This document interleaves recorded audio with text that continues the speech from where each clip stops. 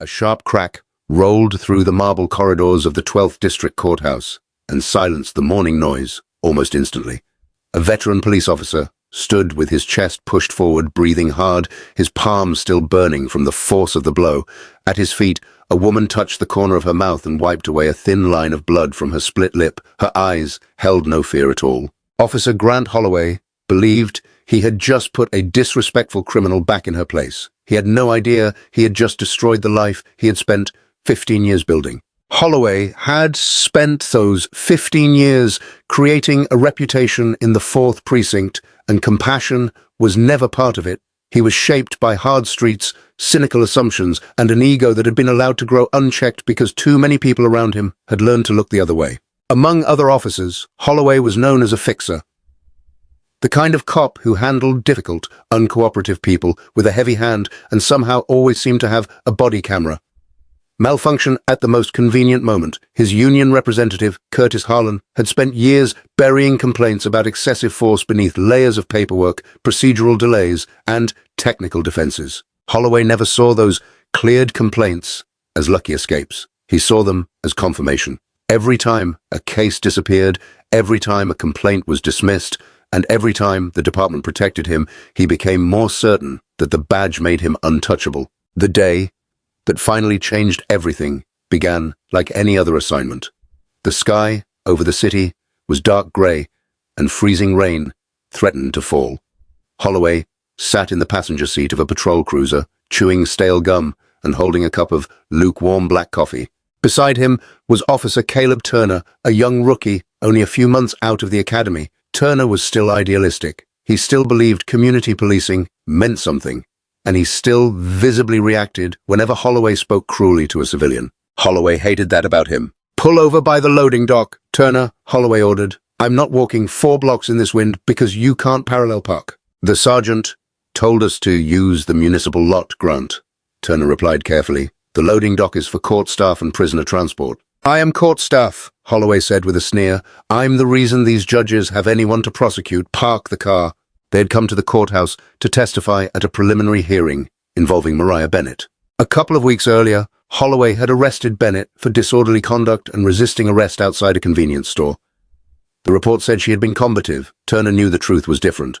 Bennett had been arguing with a cashier over money. She believed she had been shortchanged. Holloway stepped in and immediately escalated the situation. When she did not move as quickly as he demanded, he threw her onto the pavement. Maria Bennett was a black woman, around 30 years old, of average height, and she had made one mistake Holloway never tolerated. She had looked directly into his eyes and told him he was out of line. From that moment forward, Holloway took the case personally. He wanted to see her convicted. When Holloway and Turner stepped out of their cruiser, bitter wind rushed through the concrete streets surrounding the courthouse. The building itself rose above them, in granite and limestone, an old structure designed to make anyone entering it feel small. Holloway never felt small there. To him, the courthouse was an extension of his territory. He adjusted his duty belt and walked toward the side entrance while the metal of his cuffs and radio knocked softly against his gear. Inside, the building was already crowded. Public defenders hurried through security with overloaded briefcases.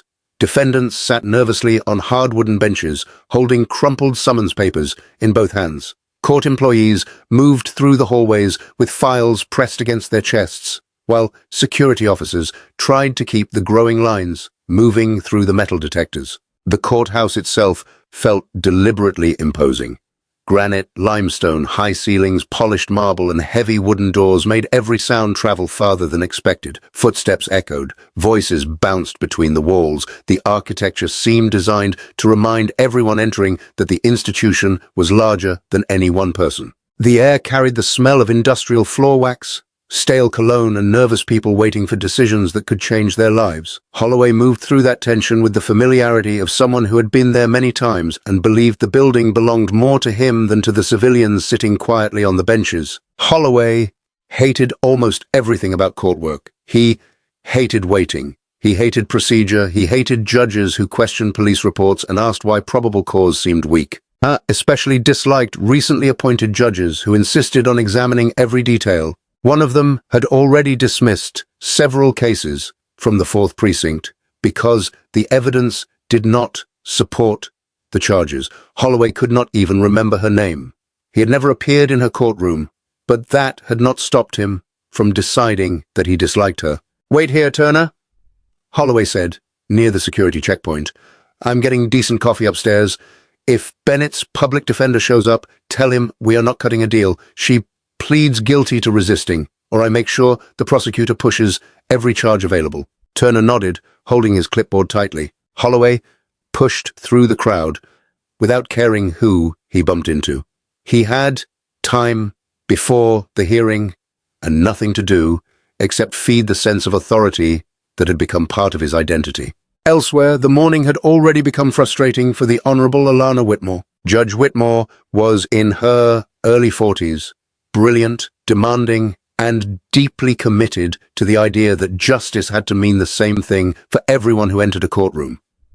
She had moved quickly through the judicial ranks, faster than many older colleagues expected, and she had become the youngest presiding judge in the 12th District. She was also one of the few black women in the state to hold such a senior judicial position. Whitmore was known for a formidable legal mind and for treating prosecutors, defense attorneys, and police officers with the same cold scrutiny whenever she believed someone was bending the law. None of that helped her that morning. A tire on her Audi had blown on the interstate. Waiting for assistance delayed her commute. By the time she found another ride, traffic had locked into a miserable crawl. A water main break blocked the secure judicial entrance, forcing her driver to leave her several blocks from the courthouse. So, Judge Whitmore walked through the bitter cold like everyone else. She was not dressed in her usual courtroom clothes. She had planned to spend a long stretch in chambers reviewing a thick stack of civil briefs, so she had chosen comfort for the commute. She wore simple dark slacks, comfortable walking shoes, and an oversized tan wool coat. Her hair, normally arranged in a sharp professional style, was tucked beneath a beige scarf to protect it from the damp wind. Without the black robe, the elevated bench, or her usual security detail, she looked like any other tired citizen trying to get inside the building. Whitmore entered through the public doors, joined the civilian security line, placed her leather tote on the conveyor belt, passed through the metal detector, and collected her belongings with a polite nod to the overwhelmed guard. She did not announce who she was. She did not demand special treatment. She never liked pull-in rank simply because she could. She still needed to reach her chambers, change into her robes, and review the first case on her crowded docket. That first case was the State versus Mariah Bennett. Whitmore had already read the arrest report during her preparation. Several details immediately bothered her, especially the description of the force used during the arrest.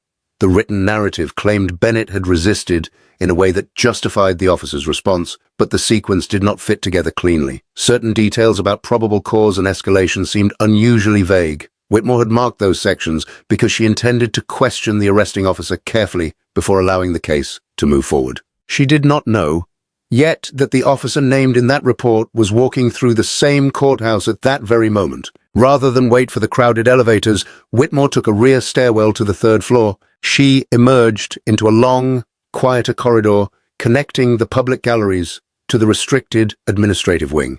Frosted glass windows lined one side, and heavy oak doors marked the entrances to courtrooms and chambers. Whitmore stopped near a corkboard displaying docket information and reached inside her leather tote for a large brass ring of administrative keys. A charging cable had tangled around them. Her back was turned toward the main corridor as she worked the keys free. At the opposite end of the hallway, Grant Holloway stepped from the stairwell holding a fresh cup of cafeteria coffee. I was already irritated. The line had been slow. The cashier had taken too long. He was thinking about the hours he might spend sitting on an uncomfortable courtroom bench, waiting to testify.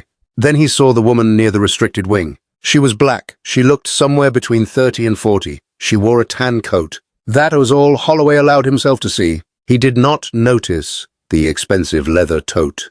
He did not register her calm posture.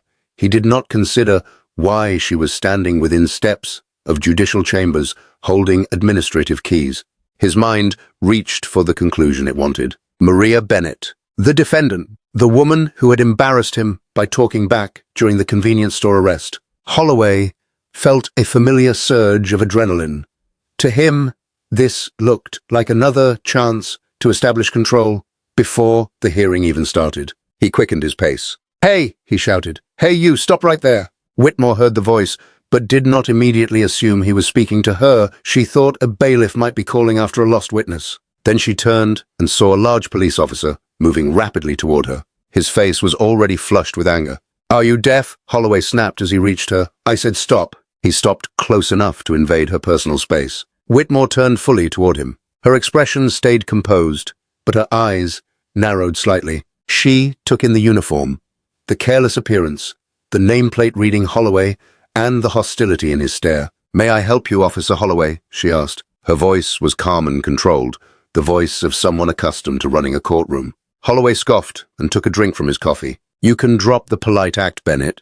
It didn't work on the street and it won't work here. What are you doing on the third floor? This area is restricted. You think because you're here for a hearing, you can wander around wherever you want?" Whitmore stared at him. Confusion appeared for only a moment. Then understanding replaced it. I had mistaken her for Mariah Bennett. She had looked at a black woman in a tan coat and decided he knew exactly who she was. Whitmore could have immediately stated her title. She could have demanded an apology, called security, or threatened disciplinary action. Instead, she watched him. What horrified her was not simply that he had made a mistake. It was how he behaved because he believed he was speaking to an ordinary defendant with little power. Whitmore had spent years reading transcripts, reviewing suppression motions, listening to defendants describe encounters with police, and weighing those claims against officers who insisted their actions had been necessary. Often the truth had to be reconstructed from incomplete body camera footage, conflicting statements, or reports written after the fact. Now there was no report between her and the behavior. No attorney was interpreting it. No witness was summarizing it. She was seeing exactly how Holloway spoke, how quickly he assumed guilt, and how comfortable he became with intimidation when he believed the woman in front of him was just another defendant who could be ignored. This was the kind of behavior judges usually learned about only through testimony, complaints, or disputed reports. Now it was happening directly in front of her. "I believe you have mistaken me for someone else, officer," Whitmore said. "I have every right to be in this hallway. I suggest you lower your voice and step back." Holloway's eyes widened, not with recognition, with anger. In 15 years, he had become accustomed to people changing their tone when he became aggressive. He expected fear. He expected nervous compliance. He expected the badge to end the argument. Whitmore gave him none of that. "You suggest I step back?" Holloway said. His half-finished coffee into a nearby trash can, so both of his hands were free. Then he moved even closer. "Let me explain how this works, Bennett. You don't give suggestions. You don't give orders. You're a criminal waiting for a judge to decide whether you go home. Now you're going to turn around, put your hands behind your back, and I'm taking you to the holding area downstairs where you belong." Whitmore did not move. Her heartbeat stayed steady. "You have no probable cause to detain me, officer. I am not creating a disturbance. I have broken no law. I am telling you again that you have mistaken my identity. If you put your hands on me, the consequences will be serious and they will be permanent." The certainty in her voice should have stopped him. So should her vocabulary. So should the complete absence of fear. Instead, Holloway heard only a challenge. "You think you're smart," he said, leaning close enough that she could smell stale coffee and nicotine on his breath. "You think you can play games with me in my courthouse?" "This courthouse belongs to the public, Officer Holloway," Whitmore replied. "And right now, you are disgracing it. Step back." Something in Holloway broke. His anger overtook what remained of his professional restraint. He reached out, grabbed the lapel of her tan coat, and pulled her toward him. Whitmore's eyes became cold. "Take your hand off me." The command carried the same authority she used from the bench. "Shut your mouth," Holloway shouted. Then he raised his other hand and struck Judge Alana Whitmore across the face. The sound cracked through the marble corridor. Whitmore's head snapped to the side. Her keys flew from her hand and scattered across the polished floor. For several long seconds, the hallway seemed frozen. Holloway stood there, breathing hard, the beginning of a satisfied expression appearing on his face. I expected her to break. She did not. Whitmore took a half step back and touched the corner of her mouth. When she looked at her fingers, there was blood. Her lower lip had split. She slowly turned back toward Holloway. There were no tears. There was only a deep, controlled stillness. Before Holloway could speak again, the heavy oak doors of courtroom 302 swung open behind Whitmore. Walter Briggs, a veteran courthouse bailiff with decades of service, stepped into the corridor. Briggs was a large man with silver hair and a normally easygoing manner. He had heard shouting through the door, followed by the unmistakable sound of someone being struck. His hand was already near his service weapon when he looked down the hallway. First, he saw Holloway with one hand still partly raised. Then he saw the woman in front of him, touching blood at her lip. The color disappeared from Briggs' face. "Judge Whitmore," he said, rushing forward. "Your Honor, are you all right?" The words hit Holloway harder than anything else that morning. "Judge Whitmore, Your Honor." The confidence vanished from his face. He looked at Briggs, then at the woman in the tan coat, then back at Briggs. Whitmore lowered her hand from her lip. "I am fine, Walter," she said. Her eyes never left Holloway. "Although I believe Officer Holloway is about to have a very difficult morning." Holloway could barely breathe. The woman he had insulted, grabbed, and struck was not Mariah Bennett. She was the presiding judge of the 12th District. She was also the judge assigned to the hearing he had come to testify in. For the first time since he entered the building, Grant Holloway looked small. "Your Honor," he stammered. "I didn't know. I thought you were someone else. This is a misunderstanding." Judge Whitmore reached into her coat and removed a clean white handkerchief. She pressed it gently to her split lip, then looked at the red stain. "A misunderstanding," she repeated. "You thought I was Mariah Bennett, the defendant in the case you are here to testify about." Holloway swallowed. "And your normal way of dealing with Ms. Bennett, a civilian who has not yet been convicted of anything, is to insult her, grab her, and strike her in the face." "No, ma'am. That's not what happened before. She resisted me. She has a history of aggression. I was trying to maintain order. I thought you might be trying to leave the restricted area." "You never asked my name," Whitmore said. "You never asked for identification. You ignored the most basic procedures expected from a sworn officer. You behaved like a bully wearing a uniform, and you did it inside this courthouse." Briggs had his radio in one hand. His other remained near his weapon. "Do you want me to call it in, Judge?" he asked. "Do you want him detained?" "Yes, Walter, I do." Holloway took a step backward. "Please, Your Honor. I have 15 years on the force. I have a pension. If you arrest me, my career is over. Let me apologize. We can handle this internally. I'll accept a suspension." Whitmore stepped closer. She was shorter than Holloway. But the difference no longer mattered. "You do not set the terms now, Officer Holloway. You just showed me exactly how you behave. Behave when you believe the person in front of you has no power.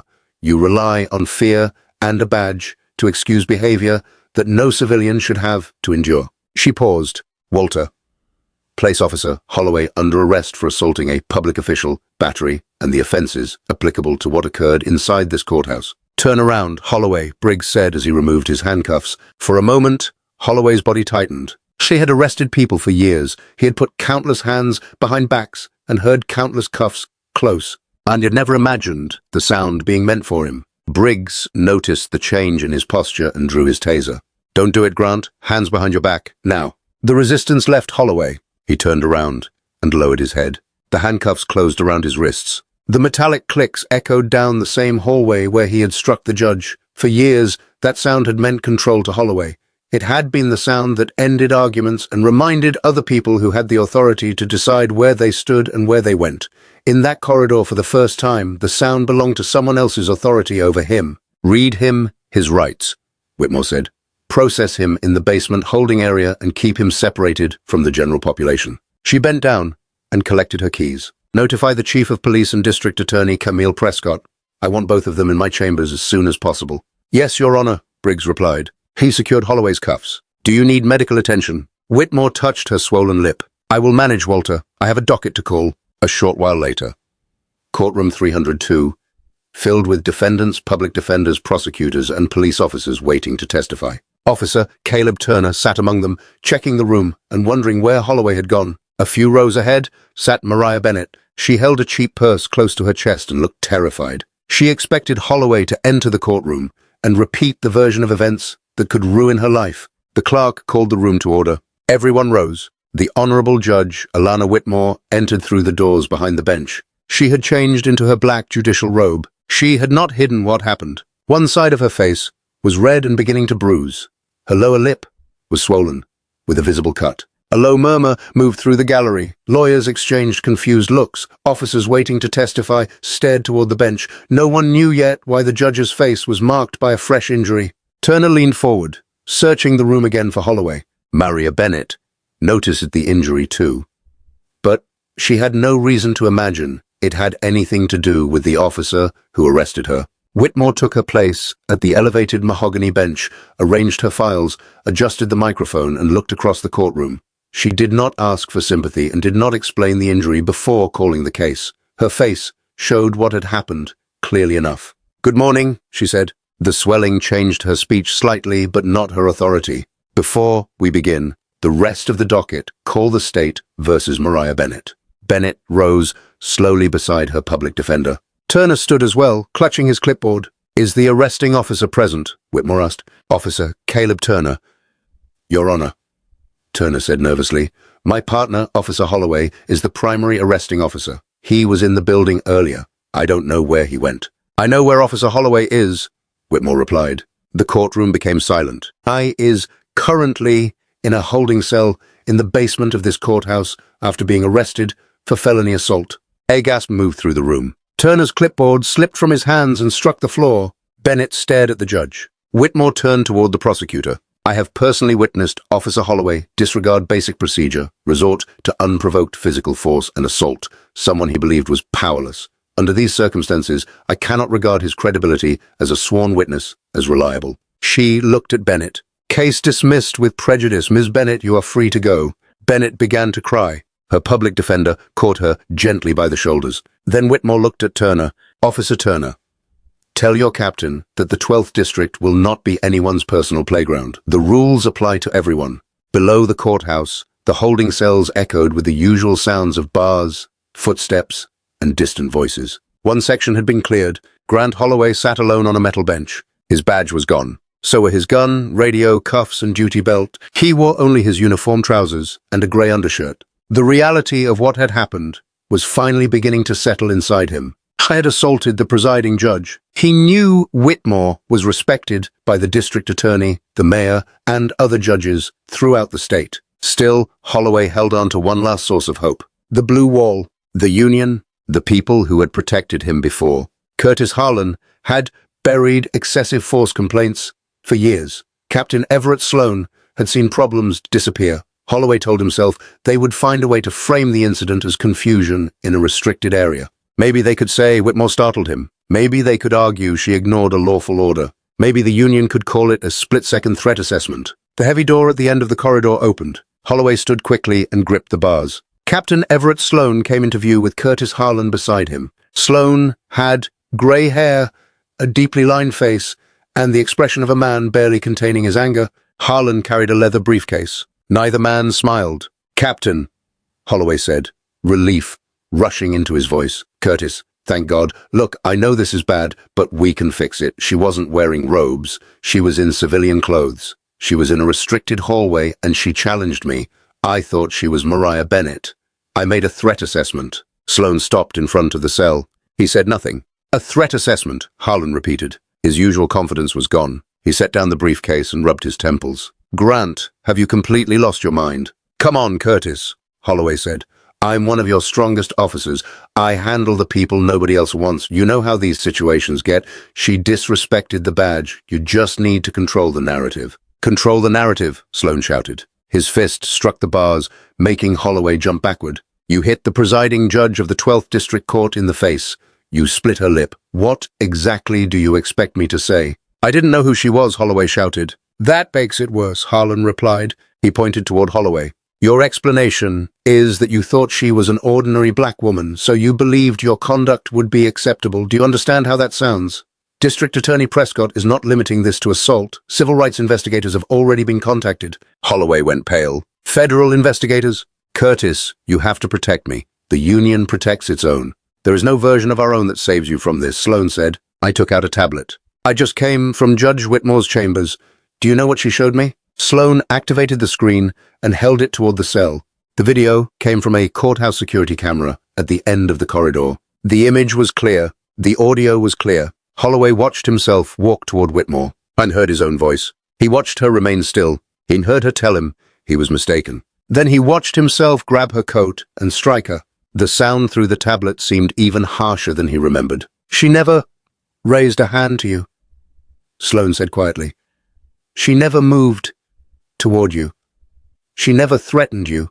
And you hit her because you were angry that she did not submit." "Captain," Holloway whispered, "Judge Whitmore did not stop with your arrest," Harlan said. "She has ordered a judicial review of every case connected to you over the last decade, every arrest, every use of force report, every conviction where your testimony mattered." Holloway stepped away from the bars. "They're opening my files?" I knew what those files contained. If investigators looked closely at the complaints Harlan had helped bury, losing his job would become the least of his problems. "You're finished, Grant," Sloane said. He turned away. "The union is withdrawing its representation. The department cannot protect you. City leadership wants distance from you before this footage becomes public." "You can't do this," Holloway shouted. "I gave 15 years to this city. I gave everything to the department. You can't throw me away over one mistake." Sloane stopped at the end of the corridor. Hein looked back. "It wasn't one mistake, Holloway. A mistake is checking the wrong box on a report. What happened upstairs exposed what you've been doing for years. Now the rest is going to be examined." The steel door closed behind Sloane and Harlan. Holloway was alone. In the days that followed, the incident tore through the city. District Attorney Camille Prescott, known for an exacting and methodical approach in court, did not treat the assault as a single disciplinary matter. She opened a special investigation into Holloway's entire career. Judge Whitmore's judicial review order gave investigators access to cases that had once been treated as settled. Federal civil rights authorities became involved as well.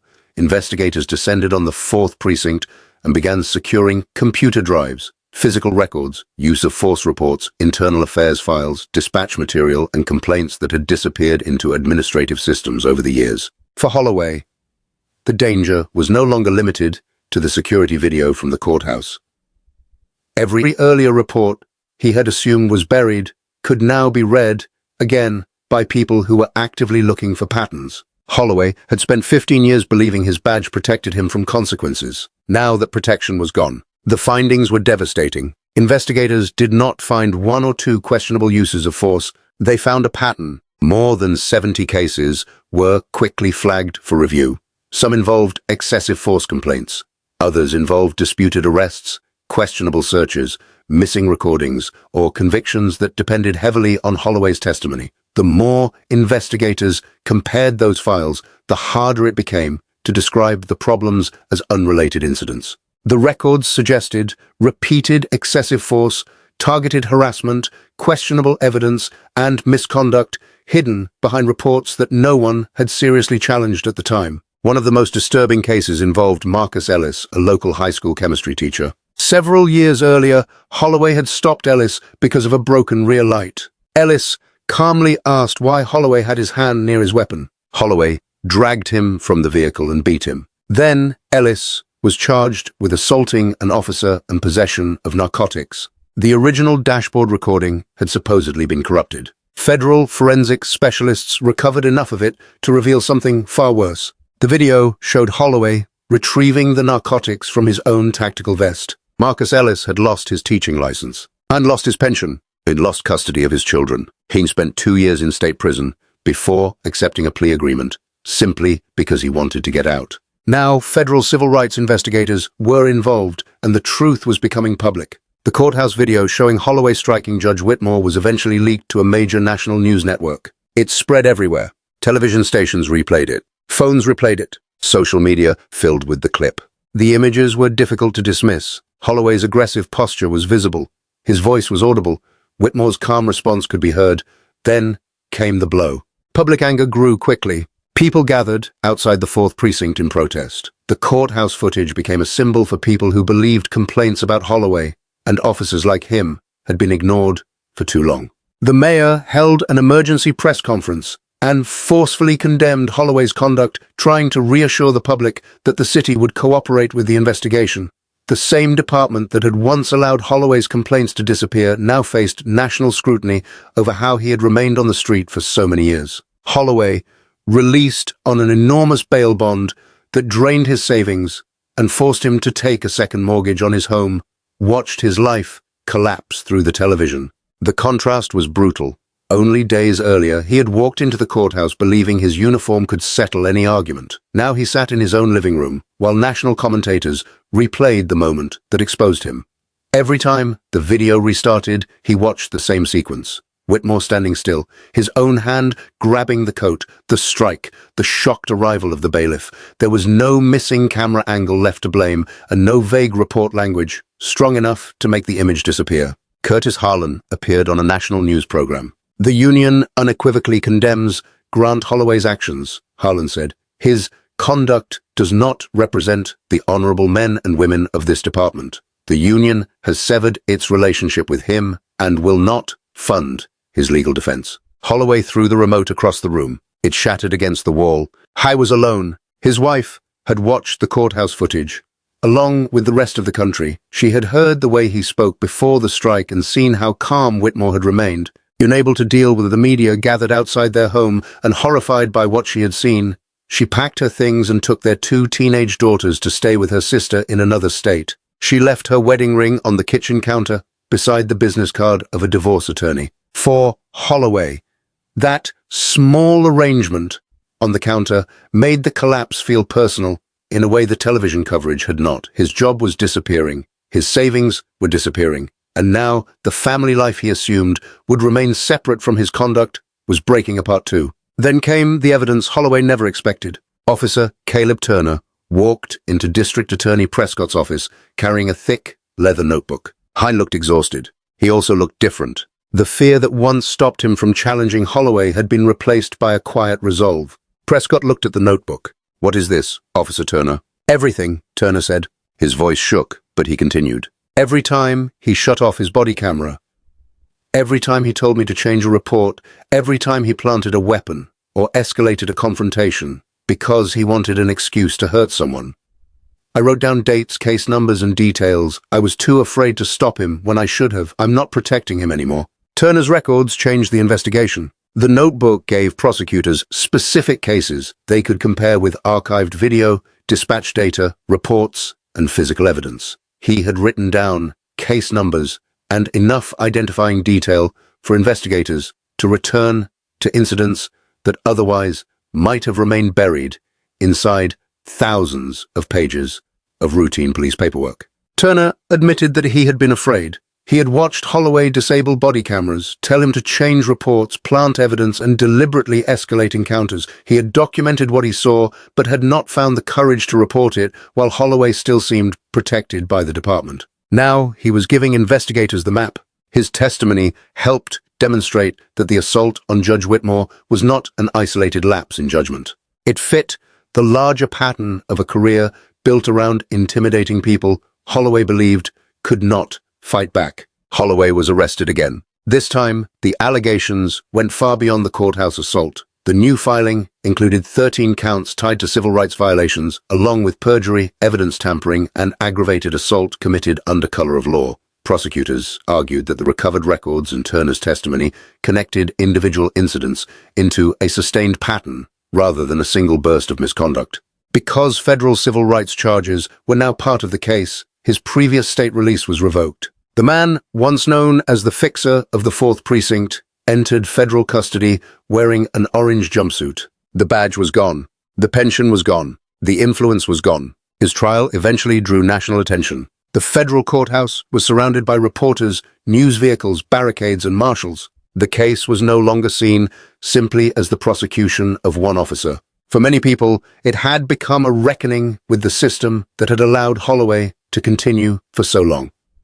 Reporters were not only asking what Holloway had done, they were asking how complaints had been buried, why supervisors failed to intervene, why damaged recordings were accepted without deeper investigation, and how many people had suffered consequences because an officer's word had been treated as more trustworthy than the civilians accusing him of misconduct. That wider question followed the case into the federal courthouse. Inside the courtroom, Grant Holloway sat at the defense table. Hine looked older. His skin was pale. His posture had collapsed. His hair had noticeably thinned. The gray suit he wore did not fit well. His court-appointed attorney, Declan Porter, sat beside him with the exhausted expression of a lawyer who knew the evidence was overwhelming. Holloway had no money left for expensive private counsel. The gallery was packed. Maria Bennett sat in a sharp blazer, having already filed a major civil rights lawsuit against the city. Nearby sat Marcus Ellis, the former teacher, holding his wife's hand. The prosecution presented its case methodically and without rushing. District Attorney Camille Prescott had been cross-designated to serve as a special federal prosecutor. She began with evidence that could not be argued away. She played the courthouse security footage and allowed the jury to hear Holloway's voice for themselves. They heard Judge Whitmore repeatedly explain that he was mistaken. They watched him close the distance, grab her coat, and strike her. Then Prescott moved backward through his career. She called Caleb Turner, who looked across the courtroom at his former partner and described years of misconduct. He explained the body camera shutdowns, false reports, planted evidence, and the fear that had kept him quiet. She called Marcus Ellis, who told the jury how one traffic stop destroyed his career, his freedom, his finances, and his family life. The former teacher described losing his license, his pension, time with his children, and 2 years of freedom because evidence had been planted in his case. The jury was not being asked to imagine a pattern anymore. The people who lived through it were sitting in front of them. Then the prosecution called its most important witness. The government calls the Honorable Judge Alana Whitmore. The courtroom became completely silent. Whitmore walked down the aisle without judicial robes. She wore a precisely tailored charcoal suit. She took the oath and sat in the witness box. Her voice remained calm. Her posture remained controlled. She looked directly at Holloway. Holloway looked down at his hands. Prescott approached the podium. Judge Whitmore, please describe what happened in the courthouse corridor. Whitmore did not dramatize anything. She did not need to. She explained Holloway's immediate hostility. She described how he failed to ask her name or request identification. She described the way he vivid into her space, ignored her warnings, grabbed her coat, and struck her. Did you provoke him? Prescott asked. I told him he was mistaken and instructed him to step back, Whitmore replied. I exercised the same basic rights the law gives any citizen. Mr. Holloway responded with violence because he assumed I was a woman without the power to challenge what he was doing. When it was time for cross-examination, Declan Porter stood. He looked at Whitmore, then at his notes, then at the jury. There was no useful question he could ask that would undo the video. No questions for this witness, Your Honor, he said. He sat down. Holloway lowered his face into his hands. The jury's deliberation did not take long. They had 15 years of allegations, records, testimony, recovered footage, and one unmistakable courthouse video to consider. What might once have looked like isolated complaints now formed a continuous picture. The jurors had heard from a rookie who had worked beside Holloway, from a teacher whose life had been destroyed, and from the judge Holloway struck because he assumed she was someone else. The pattern was clear. When the verdict was announced, the courtroom became silent again. Guilty of aggravated assault under color of law. Guilty of deprivation of rights under color of law. Guilty of witness tampering. Guilty of perjury. The foreperson continued until all 14 charges had been addressed. 14 times. Holloway heard the same word, guilty.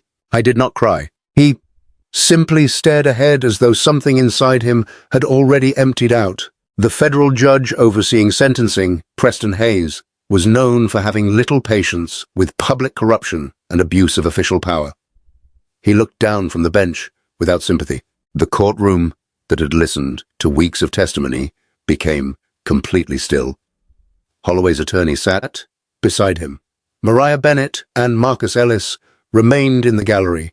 Judge Whitmore was no longer on the witness stand, but her testimony and the courthouse recording had already become part of the permanent record. Grant Holloway, you were given extraordinary authority for one reason, to protect the public.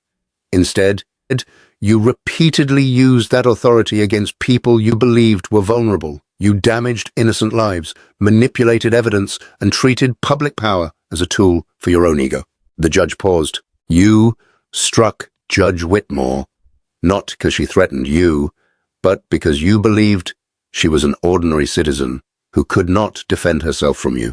Then came the sentence. The court ordered Holloway to serve a total of 240 months, 20 years, in a maximum security federal penitentiary without the possibility of early parole. A wave of emotion moved through the gallery. Maria Bennett closed her eyes as a tear ran down her cheek. Marcus Ellis pulled his wife close. The judge ordered Holloway remanded into custody. Two federal marshals approached the defense table. They took Holloway by the arms and brought him to his feet. "Hands behind your back, Holloway," one of them ordered. He slowly turned. Steel handcuffs closed around his wrists. The sound was the same sound he had used to intimidate people for years. Holloway looked toward the gallery. His eyes found Maria Bennett. She was not shrinking from him now. She stood upright. Her expression held relief, strength, and a measure of pity for the man who had spent so many years confusing fear with respect. The marshals led Holloway out of the courtroom. The grey suit that had hung awkwardly on him moved with each slow step toward the holding area. There was no duty belt at his waist, no radio at his shoulder, no partner walking beside him, and no union representative waiting to explain his behavior. I was no longer an officer. I was no longer a fixer. I was a convicted inmate being taken into the same justice system he had abused for years. The authority he once treated as personal property had returned to what it was always supposed to be, a public trust that could be taken away when it was deliberately misused. And that is where the deeper meaning of the story begins. Grant Holloway's downfall did not come from a single unlucky encounter with the wrong person. The slap in the courthouse exposed something that had already existed for years. His arrogance had been reinforced every time a complaint disappeared, every time another officer stayed silent, and every time he convinced himself that avoiding consequences meant his behavior was acceptable. Judge Alana Whitmore's power was not important because it made her more deserving of dignity than Maria Bennett or Marcus Ellis. The opposite is true. The most revealing part of the entire encounter was that Holloway believed Whitmore was an ordinary defendant. I thought she had no influence. I thought no one important was watching. That is why his behavior mattered so much. Respect that appears only after someone reveals a title is not genuine respect. Fairness that depends on a person's job, social position, race, money, or connections is not fairness at all.